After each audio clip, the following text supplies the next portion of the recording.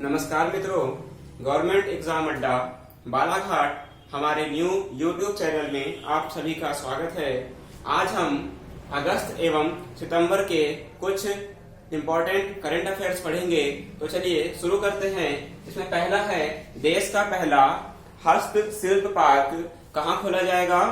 उत्तर प्रदेश के आगरा में प्रस्तावित है। ठीक है, जैसे हमारे यहाँ पर जो परंपरागत हथकरघा या हस्तशिल्प उद्योग है, उन्हें स्किल डेवलपमेंट देकर इन्हें ट्रेन किया जाएगा, जो कि कहाँ होगा?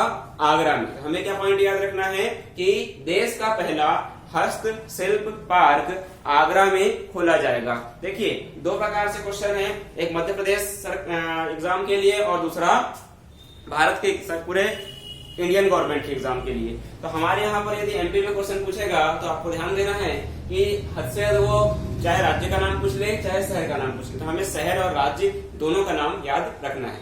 चलिए आगे बढ़ते हैं। ये आप देख रहे हैं ग्वारेक्स या सोयाडेक्स।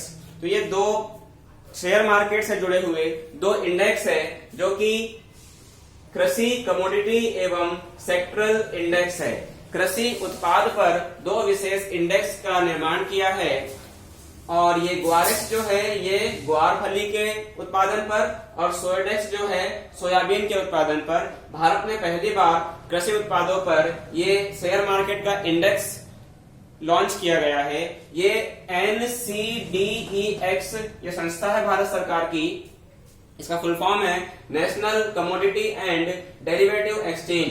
इसके द्वारा ये लॉन्च किया गया है, और ये जो है किसी विशेष उत्पाद पर शेयर मार्केट में कार्य करने वाली संस्था है। ये भारत सरकार के वित्त मंत्रालय के अधीन कार्य करती है, और इसका जो स्थापना हुई है 15 दिसंबर 2003 में हुई है। ठीक है, तो याद रखना है हमें, ग्वारेक्स और सोयाडेक्स क्या है? कृषि कमोडिटी एवं सेक्टरल इंडेक्स है, जो कि ग्वारेक्स ग्वार फली के उत्पादन पर और सोयाडेक्स सोयाबीन के उत्पादन पर शेयर मार्केट में हम इसके शेयर लगाएंगे। चलिए आगे बढ़ते हैं। तीसरा इंपॉर्टेंट पॉइंट है आर्मी स्पोर्ट्स इंस्टीट्यूट। ये कहां पर है? पुणे में एक स्टेडियम है भारत सरकार के अधीन, सॉरी हम कह सकते हैं इसे आर्मी के अधीन। तो ये कहां पर है? पुणे में। इसका नाम बदलकर नीरज चोपड़ा के नाम पर कर दिया गया। नीरज चोपड़ा के बारे में आप सभी जानते हैं कि ओलंपिक 2021 में जो कि टोक्यो में हुए थे, जेवलिन थ्रो में 86.58 मीटर भाला फेंककर गोल्ड मेडल जीता। एकमात्र भारतीय एथलीट जिसने गोल्ड मेडल जीता है। तो उनके सम्मान में इस स्टेडियम का नाम नीरज चोपड़ा किया गया। इस समारोह में भारत के रक्षा मंत्री श्री राजनाथ सिंह भी उपस्थित थे। ठीक है, तो याद रखना है हमें, आर्मी स्पोर्ट्स इंस्टीट्यूट स्टेडियम जो कि पुणे में है, इसका नाम परिवर्तित करके नीरज चोपड़ा के नाम पर कर दिया गया। चलिए आगे बढ़ते हैं। ऑपरेशन देवी शक्ति 2021। ऑपरेशन देवी शक्ति ये क्या है? तो भारत सरकार द्वारा अफगानिस्तान में फंसे भारतीयों को सुरक्षित वापस लाने का एक मिशन है, जो कि जैसे आप जानते हैं कि तालिबान ने वहां पर कब्जा कर लिया है। हालांकि तालिबान ये कह रहा है कि हम किसी भी देश के नागरिकों को नुकसान नहीं पहुंचाएंगे। थोड़ा उदार चेहरा अपना दिखा रहा है, लेकिन तालिबान पर भरोसा नहीं किया जा सकता, क्योंकि वो एक आतंकवादी संगठन है। इसीलिए भारत सरकार ने अपने नागरिकों को सुरक्षित वापस लाने के लिए एक विशेष ऑपरेशन चलाया, और इसका नाम क्या रखा गया है? देवी शक्ति। ठीक है, चलिए याद रखना कि अफगानिस्तान से भारतीयों को सुरक्षित वापस लाने का एक मिशन है, उसका नाम है ऑपरेशन देवी शक्ति। ठीक है, आगे बढ़ते हैं। अगला देखिए, accelerating India 7 years of Modi government. तो ये क्या है? एक किताब है जो कि KJ अल्फोंस, ये रिटायर्ड IAS ऑफिसर एवं सांसद भी रहे हैं। इन्होंने एक किताब लिखी है जिसका नाम है accelerating India 7 years of Modi government. यानी 2014 के बाद से भारत ने जो विकास किया है, तो विकास के जो इसका वर्णन है भारत के इस किताब में किया गया है। और भारत के जो राष्ट्रीय सुरक्षा सलाहकार श्री अजय डोवल है, उनकी सहायता से ये किताब लिखी गई है। लेकिन किताब के लेखक कौन है? श्री KJ अल्फोंस, पूर्व रिटायर्ड IAS हैं और भारत में सांसद भी रहे हैं। चलिए याद रखना है, accelerating India 7 years of Modi government, ये किसके द्वारा लिखी गई है? श्री KJ अल्फोंस के के द्वारा लिखी गई है। चलिए अगला पॉइंट पे आते हैं, मिशन वात्सल्य। तो ये मिशन वात्सल्य क्या है? तो महाराष्ट्र गवर्नमेंट द्वारा विधवा महिलाओं के पुनर्वास के लिए मिशन वात्सल्य प्रारंभ किया गया है। इसके अंतर्गत महिलाओं को विशेष पुनर्वास केंद्र बनाया जाएगा, और जैसे जो विधवाएं होती है जो अपने घर से दूर हो जाती है, कई बार ऐसा होता है कि ससुराल में उनसे बाहर निकाल दिया जाता है, और इसीलिए जो महाराष्ट्र गवर्नमेंट है ऐसी निर्वासित महिलाओं के लिए पुनर्वास हेतु वात्सल्य योजना चला रही है, जिससे क्या होगा, विधवाओं का पुनर्वास होगा। वैसे ही एक योजना भी 2017 या 18 से एमपी गवर्नमेंट ने भी स्टार्ट की है, जिसका नाम है कल्याणी। वैसे ये योजना नहीं है, भारत में मध्य प्रदेश में जो विधवा महिलाएं होंगी उन्हें विधवा ना कहकर कल्याणी कहा जाएगा। ठीक है, जैसे मैंने आपको पहले वीडियो में बताया था कि भारत में जो विकलांग है उन्हें भारत के प्रधानमंत्री मोदी जी द्वारा दिव्यांग शब्द दिया गया है। ठीक है, वैसे ही मध्य प्रदेश में कल्याणी कहा जाएगा, और महाराष्ट्र गवर्नमेंट में विधवाओं के पुनर्वास हेतु मिशन वात्सल्य चलाया जा रहा है। चलिए आगे बढ़ते हैं। अगला है सोजलम मिशन। सोजलम, जैसे कि आप नाम से ही क्लियर है, इसमें जलम लगा है। जल मतलब क्या होता है? पानी। तो ये भारत सरकार के जल शक्ति मंत्रालय द्वारा एक अभियान है। इसके अंतर्गत एक टारगेट रखा गया है कि 100 दिनों के भीतर भारत सरकार द्वारा जो भी भारत के ग्राम हैं जो वर्तमान में ओडीएफ फ्री नहीं हो पाए, ओडीएफ मतलब क्या होता है? ओपन डिफेकेशन फ्री, मतलब खुले में शौच से मुक्त होना। यानी भारत सरकार का मिशन है कि भारत में हर एक गांव खुले में शौच से मुक्त होगा, और वो सुजलम के अंतर्गत एक और पॉइंट है कि जो भी अपशिष्ट जल होता है हमारे यहाँ, चाहे ग्रामों में हो चाहे शहरों में हो, उसका प्रबंधन करके उसे यूज में लाना, रिसाइकल करना। ठीक है, तो अपशिष्ट जल का रिसाइकल करना और सभी ग्रामों को 100 दिन के भीतर ओडीएफ बनाना, यानी खुले में शौच से मुक्त करना। तो ये भारत सरकार का मिशन है। और जैसे कि और एक पॉइंट इसमें याद रख सकते हैं आप कि भारत में जल शक्ति मंत्रालय का गठन पहली बार 2019 के कैबिनेट द्वारा किया गया है, और इसमें पहले कैबिनेट मंत्री श्री गजेंद्र सिंह शेखावत को बनाया गया है। तो याद रखना, श्री गजेंद्र सिंह शेखावत वर्तमान में भारत सरकार के जल शक्ति मंत्री हैं। ठीक है, और सुजलम मिशन क्या है कि भारत के हर गांव को 100 दिन में खुले में शौच से मुक्त करने की योजना है। चलिए आगे बढ़ते हैं। तो देखिएगा, प्रमुख नाम परिवर्तन। तो भारत सरकार क्या करती है, जैसे जैसे आप देख रहे हैं बीजेपी गवर्नमेंट जैसे जैसे हमारे यहाँ पर डेवलपमेंट हो रहा है, वैसे वैसे कुछ नए नाम को चेंज कर रही है। जैसे आप जानते हैं कि अयोध्या में जो राम मंदिर बनने का रास्ता साफ हुआ है, पहले अयोध्या का नाम फैजाबाद था, यानी जो अयोध्या थी वो फैजाबाद जिले में आती थी। अब उस जिले का नाम चेंज करके अयोध्या कर दिया गया है। ठीक है, वैसे ही यूपी का शहर है अलीगढ़।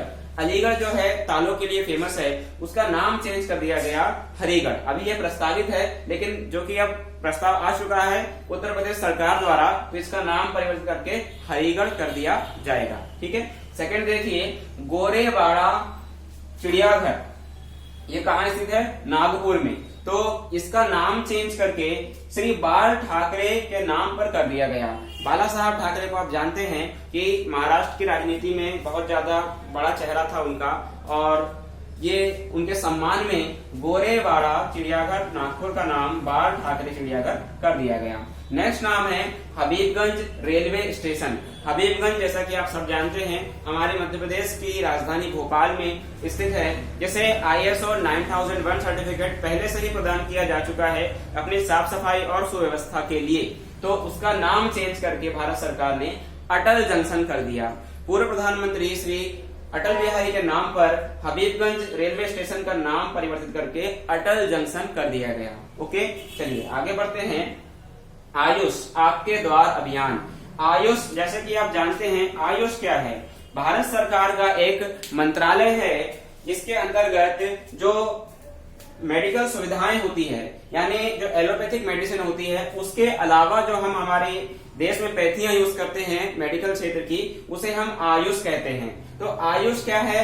भारत सरकार के अंतर्गत एक मंत्रालय है, जो कि इसका फुल फॉर्म यदि हम देखें, इसमें आयुर्वेद, योगा, यूनानी, सिद्धा और होम्योपैथी, तो करीब 2018 में सिद्धा के साथ एक और नेचुरल पैथी जोड़ी गई, उसका नाम था सोवा रिगपा।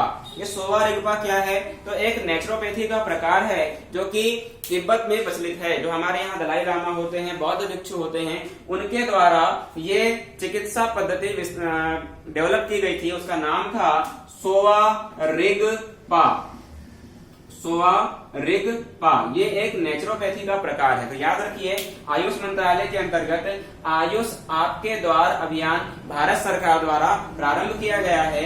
और वर्तमान में आयुष का फुल फॉर्म यदि हम देखें तो इसमें आयुर्वेद, यूनानी, आयुर्वेद, योगा, यूनानी, सिद्धा, सोवा रिगपा एवं होम्योपैथी, ये 5-6 प्रकार की जो पैथियां हैं ये आयुष मंत्रालय में शामिल है। 2014 में जब बीजेपी गवर्नमेंट आई तो इसने एक आयुष मंत्रालय का गठन किया, जिसके अंतर्गत जो हमारे यहाँ एलोपैथ के अलावा जो अलग पैथियां चलती है उसके विकास के लिए योजना चलाई जा रही है। और जैसे कि आप देखते हैं कि जब से कोविड-19 महामारी आई है तब से हमारे यहाँ पर आयुष का जो चलन है वो ज्यादा बढ़ गया है।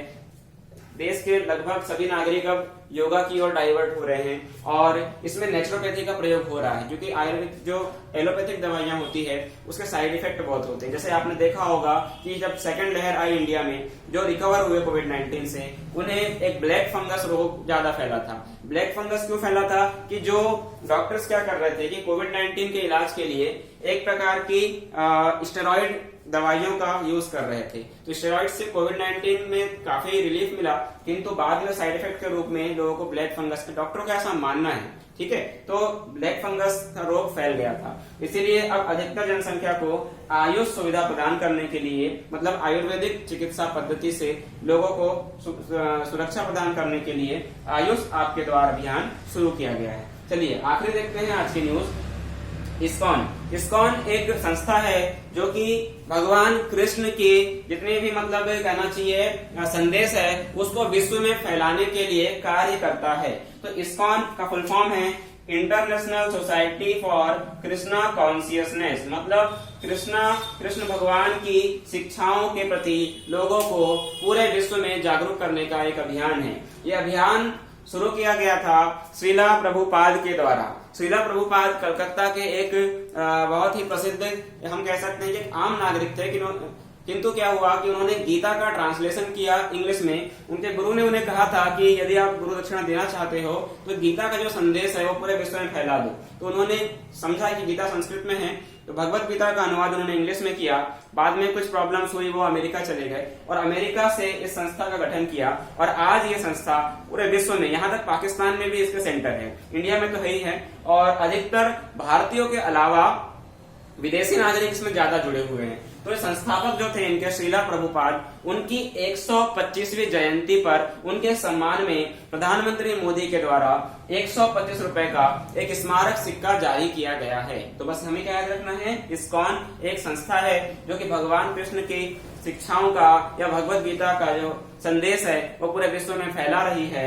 संस्थापक कौन थे? श्रीला प्रभुपाद, जिनकी 125वीं जयंती के अवसर पर प्रधानमंत्री श्री मोदी के द्वारा 125 रुपए का सिक्का लॉन्च किया गया। ये एक स्मारक सिक्का है। ये भी ध्यान देने की बात है कि ये मार्केट में चलन नहीं होता इसका, है ना। कई लोग ऐसा कंफ्यूजन पाल लेते हैं कि यार ये जो सिक्का है 125 रुपए का है तो मार्केट में आया ही नहीं। तो हमें ये ध्यान देना है कि ये सिक्का है, ये एक स्मारक सिक्का होता है, ठीक है। तो ये आज हमारे जो प्रमुख करंट अफेयर्स थे, ये थोड़े अगस्त और सितंबर की कुछ न्यूज है। तो यदि आपको हमारा वीडियो अच्छा लगा तो प्लीज इस वीडियो को लाइक करिए, शेयर करिए और सब्सक्राइब करिए। हमारा छोटा सा प्रयास है, अभी हमने शुरू ही किया है, हमारे पास थोड़े से रिसोर्सेस कम हैं, तो हम 2-4 लोग मिलकर ये इस तरह की कहना चाहिए न्यूज आपके सामने लाते हैं। तो वीडियो देखने के लिए आप सभी का धन्यवाद।